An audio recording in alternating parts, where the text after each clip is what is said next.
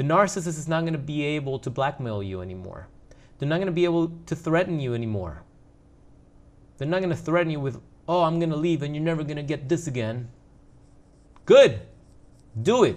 Please hurry up and do it now because I don't want it anyway.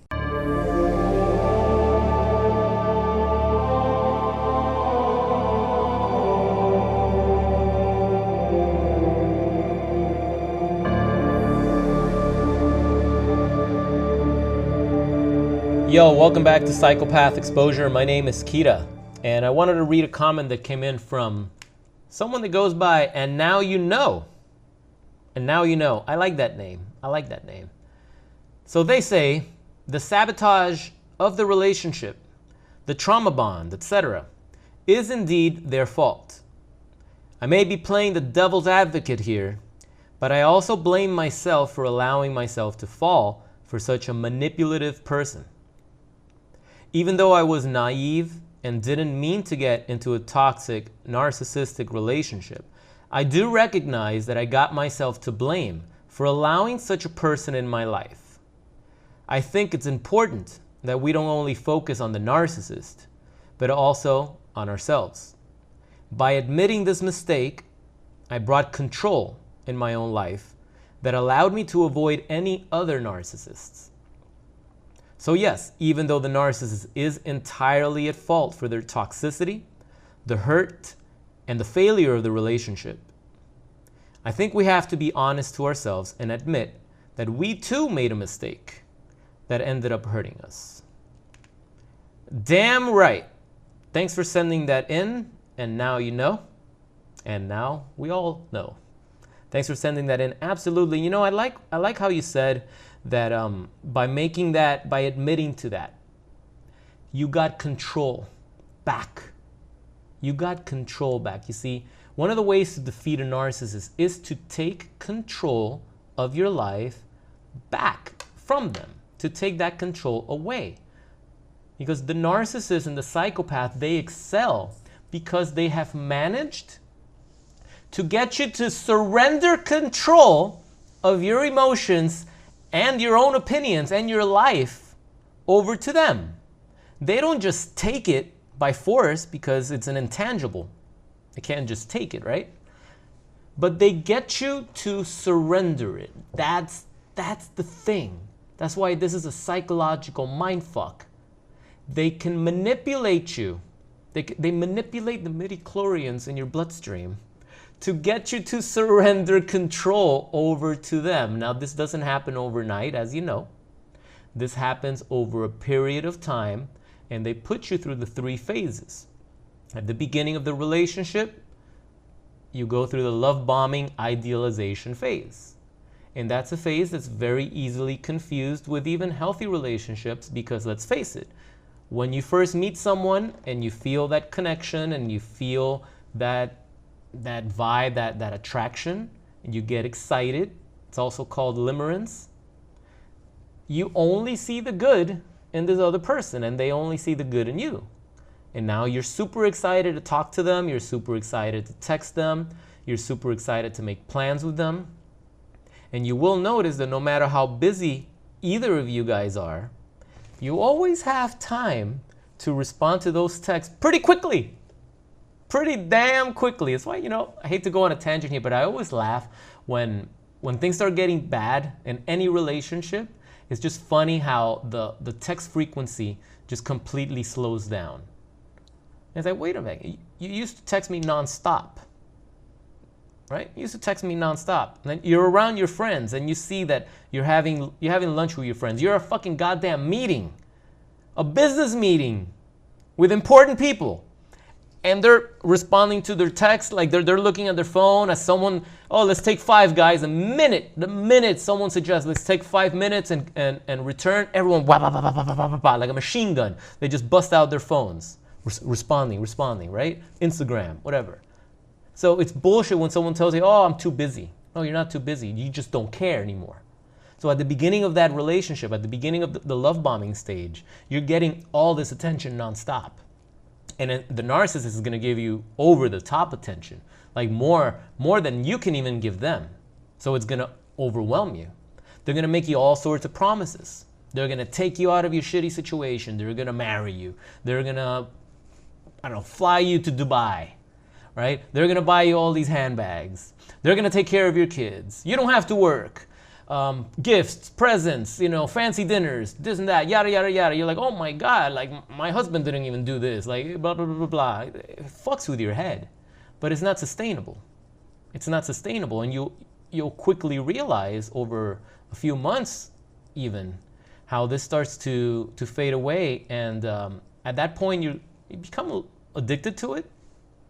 So that's why you notice it. Because you've become addicted to it and now you're not getting it and now you're a little confused. Like, hey, wait a minute. Like, they used to text me all the time. Like, I notice I'm not getting goodbye texts anymore. Like, okay, maybe they fell asleep. Maybe they're a little busy. Okay, well, we used to do this and wow, I don't understand. Like, it's Thursday and he hasn't made plans with me yet. Like, normally he was making plans since like the last date. It was Sunday night and we were already talking about what we're gonna do Wednesday. And we were already talking about what we were going to do Friday night. And then we were going to spend the night. And Saturday we were going to go and do this. And now it's freaking Thursday. And I have no idea if we're going to do anything this weekend. And you start noticing those things, right? Now that love bombing shit starts to kind of like fade away. Now you're entering the devaluation stage, the second phase, right? And now it's when they're not exactly looking at you like if you're the next best thing since sliced bread anymore. Now they're finding faults. Now maybe there's something you already did that they didn't like, that went against their agenda, that deflated the bubble and the pedestal that they had put you on. Because remember, the narcissist idealizes you so much at the beginning, usually because they sabotaged their previous relationship. And they're never going to take blame. They're never going to take blame. It's always the victim's fault. All right? They're going to project all that to the victim. And now they're super excited that here comes along a new contender. And maybe this is the one that I'm going to be happily ever after with. And at the same time, I'm going to make my ex jealous. That's what's going on in their head, right? So now you did something that doesn't align with that. And they're like, time to punish you. And they will punish you. They will punish you for it. Now they start taking away all those things that they used to give you, that they freely used to give you. And the last phase is that discard phase, right? That discard phase is once they already have someone else that they've been grooming, they're already talking to someone else, they're already working their way into a new relationship already, and they've probably already cheated on you. You guys have probably had all sorts of fights already. You've already developed an anxiety disorder. They're probably withholding intimacy at this point. You know some shit's wrong. You can't sleep. You can't eat anymore. And now they resent you because they turned you into a piece of shit, right? They turned you, the person that they had put in this pedestal, that was their soulmate, and all these things that they said about you, right? That they loved and praised you so much. And now you're trash to them, and they made you trash, right? They did that, and now they hate what you've become. They hate what they made of you. They hate what they turned you into, and now they resent you for that. So they're gonna abuse you more, right? Because you deserve it for being such a piece of shit, right? They're gonna abuse you more. They don't respect you. And God forbid you take them back after they cheated on you and you caught them. Oh my God. God forbid you do that. That's a hard one. That's a hard one. That's one thing I tell people, like, if there's anything, right, that you need to have a non-negotiable for, is cheating. Like, that needs to be an instant, no questions asked deal breaker. I think that's the only thing that has kept me alive, right? In the situations that I've been in. It's like, once that happens, it's never, ever, ever, it's impossible. It can never be the same again. And just knowing that, having that distaste, that betrayal, right? That's enough. Like, that's when it's got to go. That's when that show ends. That show ends. You need to have that, because if you don't have that, and you give the narcissist another chance. My God, I know people that have been cheated on for years and years and years. Do you think they have any respect for you? Even when they tell you, oh, you're my rock, I know I can always go back to you. Yeah, that's cute, isn't it? That's cute. I know that no matter what happens, I'm always going to be able to come back to you. Oh, that's so cute. Yeah, after you fuck everybody on the planet, you're always going to be able to come back. Really? They'll tell you that shit. And this is so fucked, but depending on how deep you are on that trauma bond, even something like that, and by the way, that's not cute, I was being sarcastic, but even something like that, the traumatized victim will be like, wow, they do love me. I'm special. Because even though they're sleeping around and lying and cheating and being all sorts of toxic fucks, they still hold me in such regards that no matter what happens, they know that they're always going to come back and we're always going to work it out. And that makes you feel special, doesn't it? Pull yourself out of your ass and listen to what I just said and tell me how special that really sounds. That's how delusional these narcissists are. That's how entitled they are, and that's how powerful the trauma bond is. You need to have some sort of fucking moral code where you do not accept cheating or infidelity. That cannot be put up with. That's the ultimate. And if you take them back after that, think about how they're looking at you. Try to put yourself in the narcissist's shoes for 1 minute. How do you think they're going to look at you? Do you think they're going to hold you and respect you after they've just been sleeping around with God knows how many people behind your back? They're watching you fall apart. You used to be a strong person. You used to have it together, and now you're a crying little bitch. Let's just be honest, right? Because that's what happens. And you're just crying and you're hysterical. That's not what you signed up for. That's what they did. That's what the narcissist did to you. And now you're taking them back? They don't respect you. They're not happy and grateful that you're going to turn the other cheek and give them another chance. They're like, thank God I'm not losing this source of supply. That's what they're thinking. They're like, oh my God, I almost lost my free meal ticket. Thank God that I manipulated them so much that they're still not going to go away. That's what they're thinking. And you guys know that because the minute they leave your house and the minute that thing is over, they're still talking to the other person. Sometimes they go straight back to the person that they say they're getting a divorce from, right? We're separated. We just have to finalize the paperwork. They go right back to that because you don't know what's really going on in that situation. You only know what they've told you. And narcissists are pathological liars, so you don't know the truth. You're dealing with people like this, and you're gonna side with people like that. You're gonna double down on people like that have a track record of toxicity and infidelity. What do you think is gonna happen? How do you think that's gonna work out for you? How do you think that's gonna pan out for you? So yeah, you're right, and now you know. You're right. A lot of this has to fall on our shoulders. Sure, the narcissist is to blame for all the toxicity, for destroying the relationship, for destroying trust, right? But at some point, you have to look at yourself and be like, well, damn, I put up with a lot of this shit. They didn't have a gun to my head. They didn't have a gun to my head. I could have walked out, but I was too afraid to walk out because I didn't want to be alone.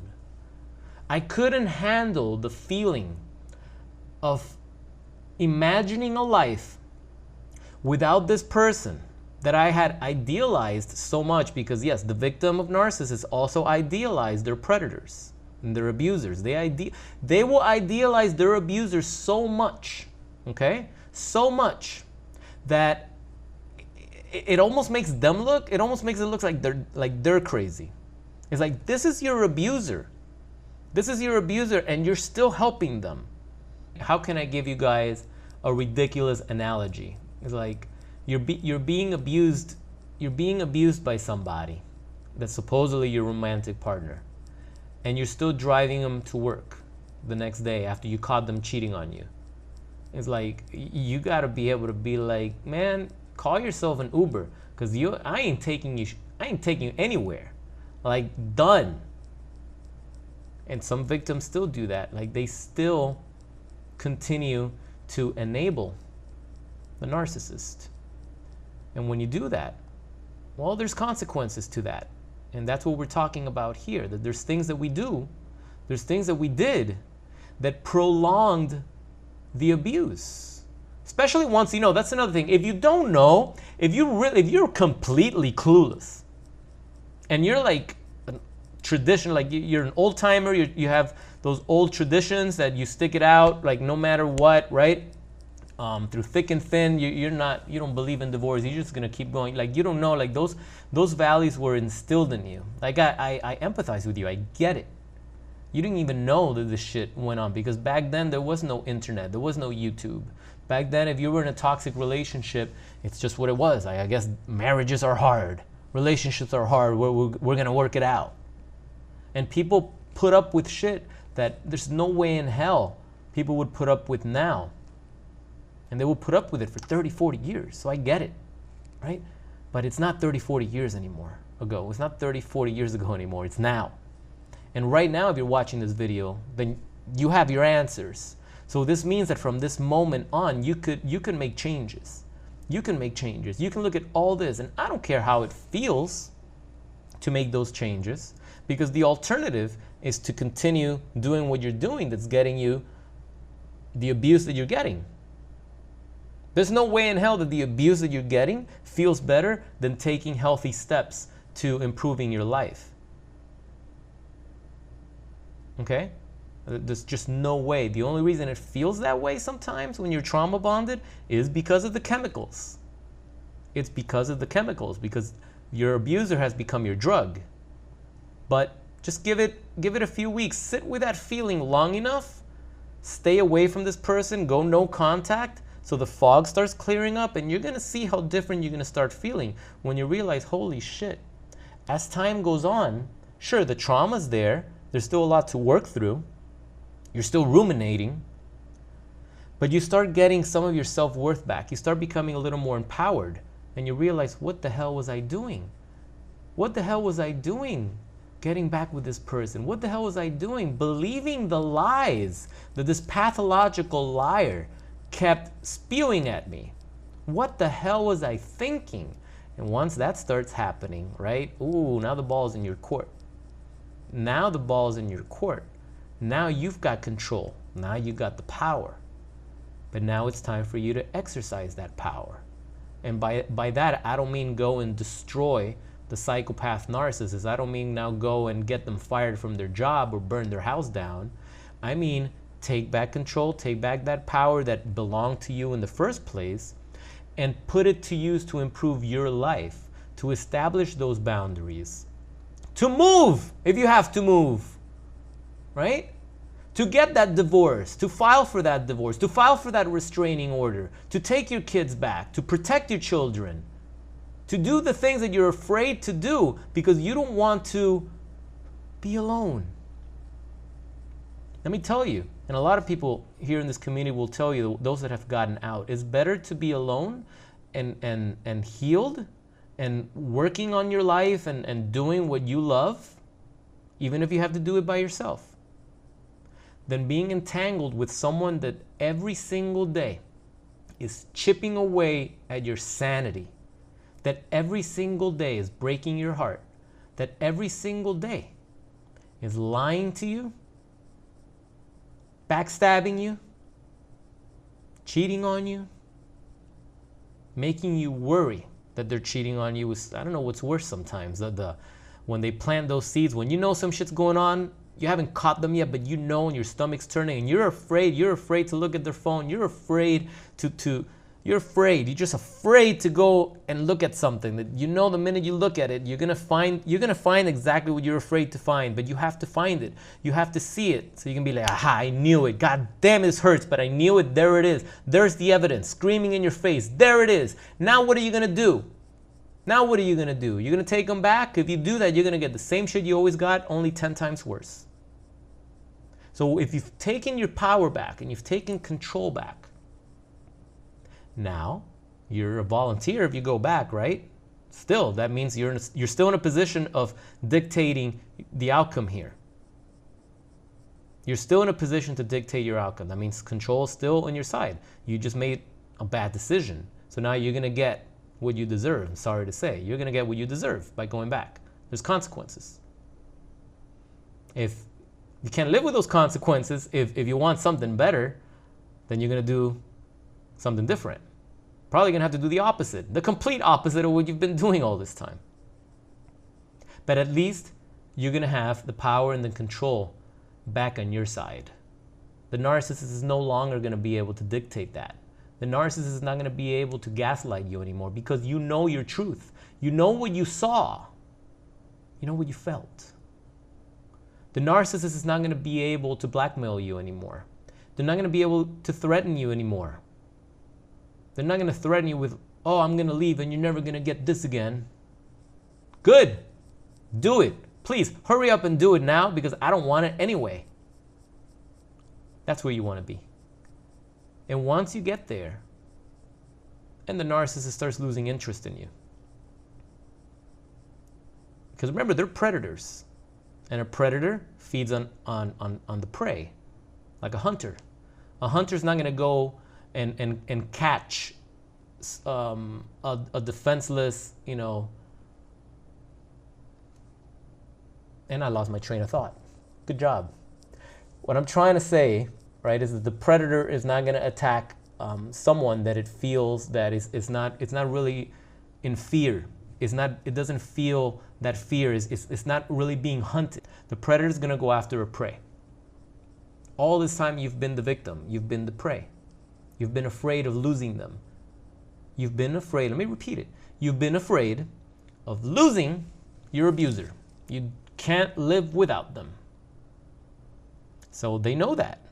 So they know it's like, well, do as I say, comply with this. You're going to have to forgive me. You're going to have to take me back. You're going to have to put up with this bullshit. I need some money over here. Throw me some loot. Pay for my rent this month. Blah, blah, blah, blah, blah. Because there's always that underlining threat of they're going to leave you and they're going to abandon you. And maybe you have a fear of abandonment. And maybe that's your biggest fear. And you're like, oh my God, I'm going to die without the narcissist. No, you are dying with the narcissist. You're going to live without the narcissist. But you don't believe that right now, do you? Because the chemicals are all fucked up. The brain fog has you under this dark spell, and only when you lift that spell can you see things clearly. The narcissist wants to make sure it keeps you in that black spell, in that darkness. That's how darkness works. It shields the light away, it blocks it, so you can't see clear. So if you can't see something clear, what do? I can't see. You're going to ask somebody, hey, I can't see. Tell me what's in front of me. And you're going to ask the narcissist, right? Now the narcissist is going to tell you, oh, yes, my love. Let me tell you exactly what's in front of you. This is what's in front of you. Blah, blah, blah, blah, blah. And you'll be, oh, thank you, narcissist. Thank you for telling me what's real because I can't see. See how ridiculous that sounds? Do you believe a word of what they say? You probably don't, but you want to believe it. You want to believe it because you don't want to believe that you've been dating or married to someone this evil. But the sooner you believe it, the sooner you believe in the disorder, the sooner you'll be able to get out. And look, guys, if you can't do this alone, I do have a coaching program that I offer. I work with hundreds and hundreds of people every day that are going through this. All right? And sometimes it's just, you just need someone in your corner that's not only been through it, right, but they can call you out on your bullshit. Because like going back to the comments, it's like, yes, the narcissist is at fault, But there's a lot of bullshit that we told ourselves, that we gaslit ourselves or gaslighted. I'm still confused if it's gaslit or gaslighted, because they both sound good, but I do think it's gaslit. Anyway, I digress. Sometimes you just need to be called out on your own bullshit. You know? And once you see the light, and once you see things for what they really are, you're like, God damn it, that's right. All right, now I see. Now I see. What do I got to do now? All right, now we're going to do this. Now we're going to focus on this. All right, let's do it. Okay, good. How did this feel? Felt terrible. Good. Do it again. How did it feel now? Oh, you know, it's getting easier. All right, keep doing it. 7 days, no contact. 14 days, no contact. 21, 30 days. How do you feel now? Holy shit, I can't believe it's been 30 days, but man, you know what? I don't feel as anxious anymore. I was actually able to get out of bed today. Damn right. Damn right you were. Because you're not around the toxic energy anymore. That's what we work on in the program. If you guys really want to heal from this shit, you really want to heal. You want to heal faster, because this is a long process. I wish I could tell you that there's a miracle pill. This is psychological trauma. Okay, this takes a long time. This is a lifelong journey now that you're going to have to invoke and practice daily. Things that you need to do daily to keep you sharp. And it's no different than a recovering addict, that every day they have to work these steps. They've got to work with their sponsor. They've got to make sure, right, that they do things, or that they don't put themselves in situations that are going to trigger them to go and relapse and fuck their life over again. This is forever. But you got to start somewhere. You got to start somewhere. If you don't start doing shit, nothing's going to change. You're going to be in this shit for the rest of your life. All right? So don't hesitate to reach out to me. I have a link right here that's been scrolling. Just visit that to get more details, see if we're a good fit for each other. And I promise you, things get better. Things get better, but they're not going to get better if you stay and you try to fix the situation. Once you know you're dealing with a psychopath, with a narcissist, with a pathological liar, with a user, right, with a toxic predator, you got to go. It's never going to get better. And we got thousands of people here that can validate you and confirm that it doesn't get better. It only gets worse. So how much more evidence do you need? How much longer do you want to stick around in this relationship and see it for what it's worth? How do you want to, you want to stick it out? I'm just gonna, you know what? I've been in it this long. Let's just see what happens. You know, I'm just gonna go with the flow. I'm not gonna argue. I'm just gonna go with the flow. Keep going with the flow. You're going with the narcissist flow, right? They dictate the show. Good luck. Good luck with that. But if you value your life and you want to enjoy the rest of your life, then you need to start taking the action steps necessary right now to make changes. All right? So thanks for watching. If you like this video, click on the like button. And if you want to see more videos like this, click on the subscribe button. If you want to ask me a question, drop a comment below. And if you want to have a good day, then start practicing no contact with a psychopath narcissist, all right? Start practicing that. Let today be the first day that you go no contact. And tell me how you feel tomorrow. Once again, this is Kira. Thanks for watching Psychopath Exposure. Coming back at you tomorrow with another video. Stay well, be happy, enjoy the rest of the day, and I'll see you next time. Peace.